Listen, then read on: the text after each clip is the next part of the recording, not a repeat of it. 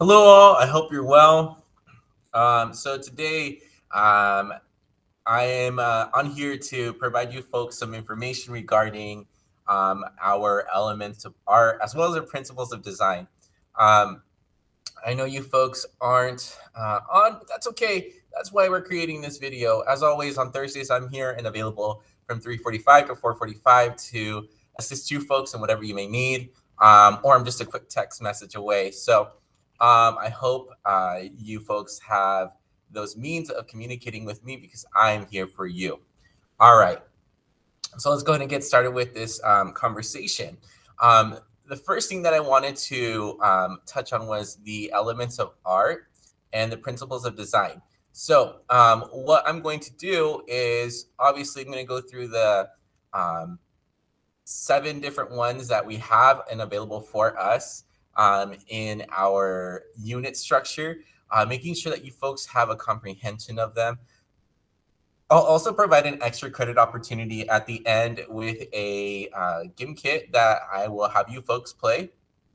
Earn a certain amount of money regarding the elements of art and principles of design, which should be really simple to do. Reach, I think it's like $100,000 and answering questions regarding it, and I can shoot that into the extra credit. So pretty simple, nothing too crazy. The other piece in today's conversation is looking at the portfolio and structuring that portfolio online inside of Schoology. So we'll look at that because your animal art project is going to go inside of your first portfolio for Unit 8. So I thought, what better time to start that portfolio piece, which is now, right? Because you have your first assignment due in that soon. So let's go ahead and look at our first item here.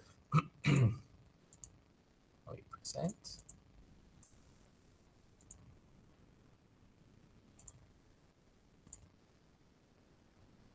Okay, wonderful. So as you can see, we are here in the Schoology webpage. In order to find the content, you always go underneath materials. Once you're in materials, you're going to go down to Unit 2. All right. And as mentioned before, we're talking about the elements of art. So where can I find that information? It is right here inside of this little lesson. It explains the lesson objectives, explain how the elements of art operate within a work of art. So we know that inside our discussion board, we're discussing this very topic is to how to demonstrate, hey, this piece of artwork has these elements that are occurring within it. As you can see, the elements of art are used in conjunction with one another and organized by the principal design to create artworks. The 7 elements are line, shape, form, texture, value, space, color. Again, that's line, shape, form, texture, value, space, and color. So let's go ahead and just quickly go through what these are. This is always nice, right? You can click on the note catcher, and then once you open the note catcher, it'll give you a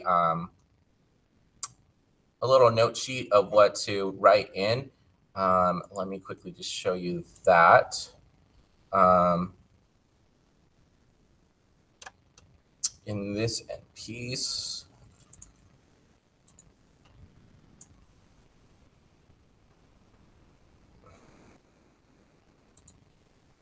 Okay, we'll do this first screen. And we'll go here, and we'll do the Unit 2 note catcher. All right, there we go. So here is our unit note catcher. As you can see, it's a pretty simple Word document, nothing too crazy about it, but it divides our information appropriately. So here, this table is going to give us what is the definition of the element or the definition of the principle. And we provide a visual representation of it with a drawing. extra notes on elements. So this is always a great opportunity for you to print out and do some note taking. So again, that is available to you folks using the lovely note catcher. So going back through this information here then.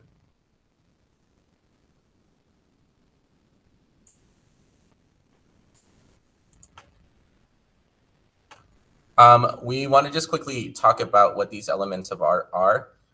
So we got to look at the 7 elements. So line is a path of a moving point from space to space. Again, it could be from the shortest distance. And there's a variety of types of lines. There's organic lines, which is like that free-flowing, curly, whatever kind of line you'd like. And then there's a straight line, obviously. So again, 2 points meeting to an end. The next, we have a shape. Again, this is 2-dimensional, so this is flat. When we talk about shape, it is flat. It has height and width, but on a flat surface. So when we're doing our drawings or when we're creating, excuse me, with a watercolor, then we are creating in a 2-dimensional space. So we use shapes. Form is, however, a little bit differently. We talk about form in the way it would be with shape. But again, shape is flat, form is 3D. Form is dealt with more in sculpture. It has height, width, and depth. So we can see around it, look around it, and view it. And so that way we can see, again, the object in a 3D dimension. So that is the form. Value, we go from lightest to darkest. And it doesn't necessarily have to be from black to white here, right, on the spectrum.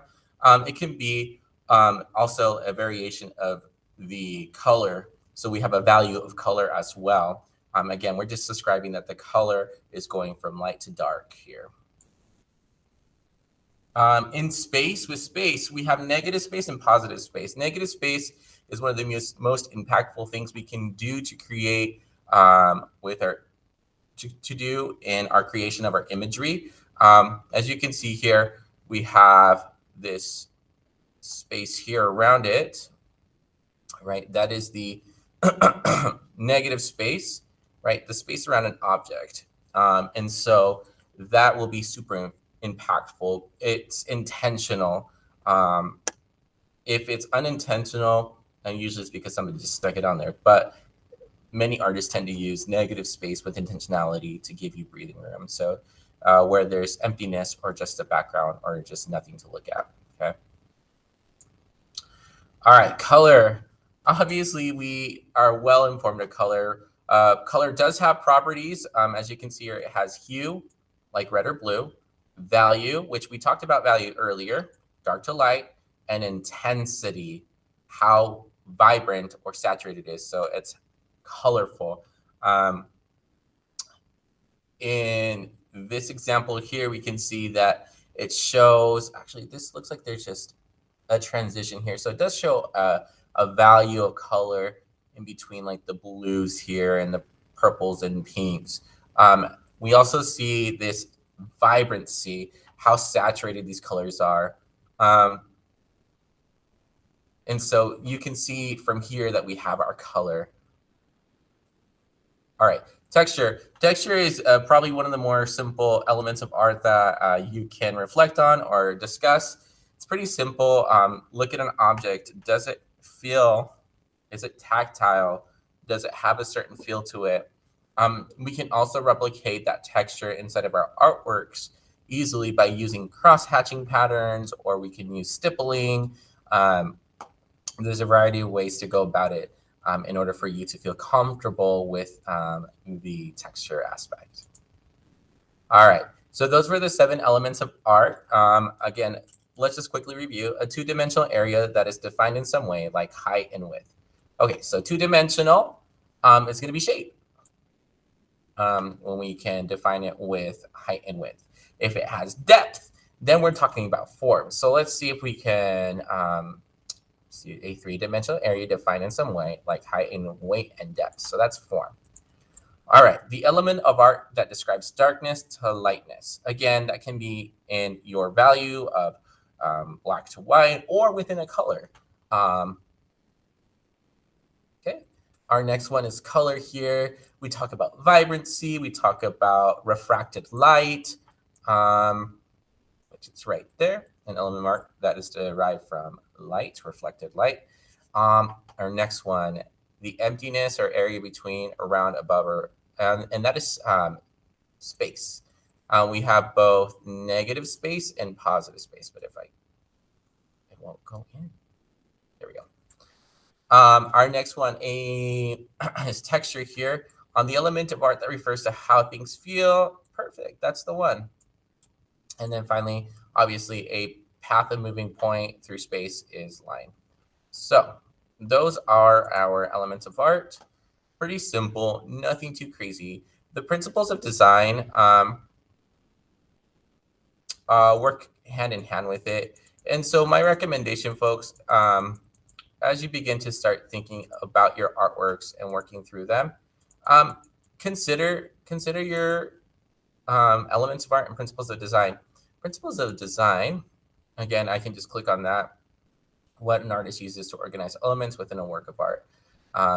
And we can see those a little bit later, but again, we're talking about elements of art, and that is hopefully the emphasis and focus when you're discussing in your discussion board.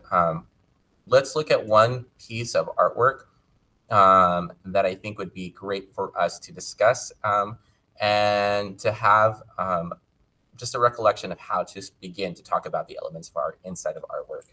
So let me pull up one of my favorite pieces here. Let's go with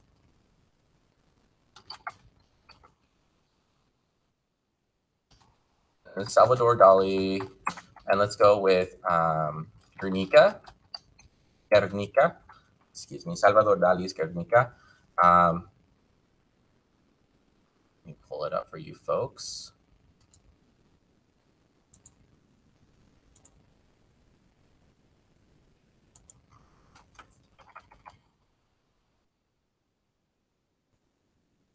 Okay, and finally, we're going to share a new tab here.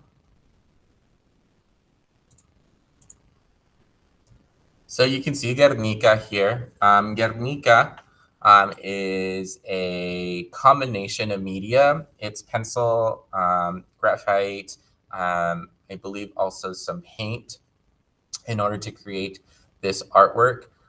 This artwork was created after Franco's regime had bombed Guernica, which is found in Spain, which is Salvador Dali's hometown. And so this is his reflection of the disaster that occurred during this time frame where, again, Franco had allowed Adolf Hitler's Nazi Germany to practice in this site with bombings. So again, in result, we receive art through this movement of his of Salvador Dali in his reflection. So let's talk about the elements of art quickly. It's a stupendous piece of art. We can see a variety of things. So we can see intentional negative space that is occurring, right? Things that are even in the negative space, there's small minor things that are occurring that you kind of have to look at in intricacy, just get a little bit closer. Also, you can see some powerful value work occurring, some darks and some lights. What is in the foreground obviously has a brighter value, and so we're meant to look at these objects that are in the foreground because they're brighter, right? And it's something that we see. The things in the background, like this all-seeing eye with a light bulb, again, that's that in its piece was intended for, I believe Salvador Dali said that it is for the advancement of technology, but also how advancement of technology can harm society. So we see that kind of value, that secondary value there, kind of transitioning into that more of a gray zone than it is that brighter white. And then he uses the variety of textures. This unfortunately is not the best rendition or pictorial view of it, but look at the variety of textures. We have these like cross-hatching marks, these very varied lines that he uses within the shapes to demonstrate an emotion that the artist is feeling. So again, Salvador Dali has a great repertoire of elements of art that he uses, as well as we have some principles of design, but we'll talk about principles of design at a later point. So again, let's go ahead and go back to our last piece here. Hopefully the elements of art discussion was pretty simple, nothing too crazy, right? But let's talk about our last piece of discussion, which is creating your portfolio. So to create your portfolio is pretty simple. All you have to do is hop on once again into your Schoology. And let me get that up for you folks.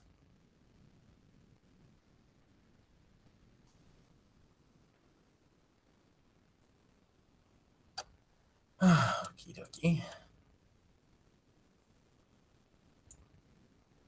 And we're going to go ahead and hit a tab. And we're going to go here to. Alrighty. So as you can see, we are here inside of Schoology. There is a variety of ways to create your lovely portfolio, like Flickr or Google Sites, Weebly, or WordPress.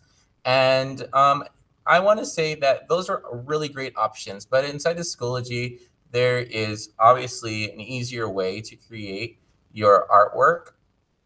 And so we'll go down to this non-proctored final. This will give us the information that we need. We'll create a portfolio. All right, so how to create our portfolio. I'll put this link within the comments on the updates for you folks. So all you have to do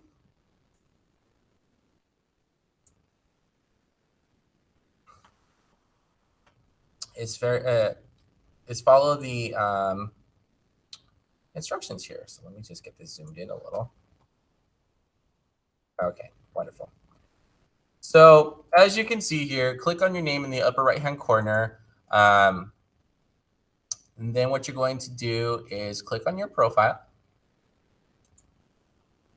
Once you're there, you're going to see the portfolios. Click New Portfolio onto your account. If this is your first portfolio, Schoology will automatically take you through a portfolio tour.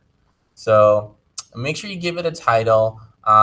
This will be your last name, comma, IDLA Visual Arts Portfolio. You may click on the image in the upper right left portfolio to add a picture. So again, nothing too crazy. We're just going to add a picture. Publish your portfolio. Click on the circle located near the top right-hand side. This circle will turn green in order to indicate that it's published. If you have any questions about that, you can always ask tech about how to create this portfolio. But I would be glad to walk you through it. Again, your first product that will be submitted in is your art portfolio, excuse me, your animal piece from Unit 2, Activity 2 will be submitted into that art portfolio. And so let me just quickly again run through it one more time with you folks so you have that comprehension. Let me share my tabs with you folks one more time.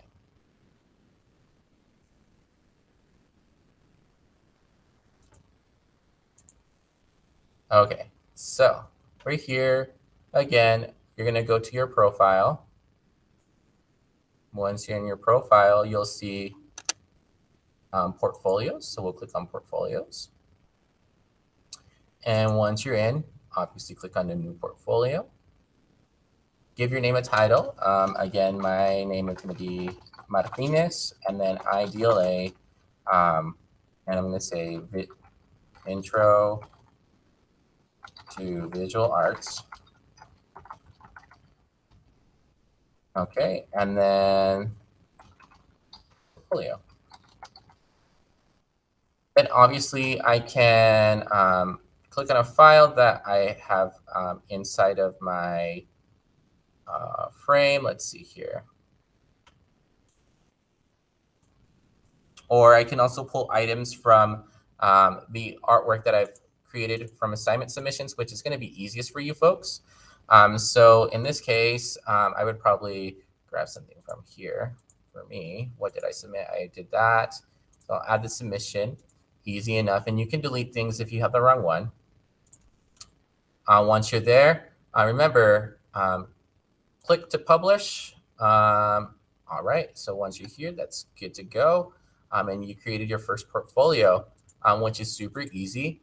And then what happens, folks, is that you are able to start to add any artwork that you create into this portfolio. So hopefully this is a helpful piece to you. Again, this portfolio will be due in Unit 8, and if you're in a non-proctored final, then you'll also have a second portfolio to create for that non-proctored final. But I thought this would be a great time to start sharing this information with you as you folks will begin creating more artwork, and you can just start dropping it in your digital file into this portfolio. All right, folks, any questions, just let me know. I'm a text message away, or I'm simply an email away. So I hope you folks are going to have a wonderful day. Have a great one.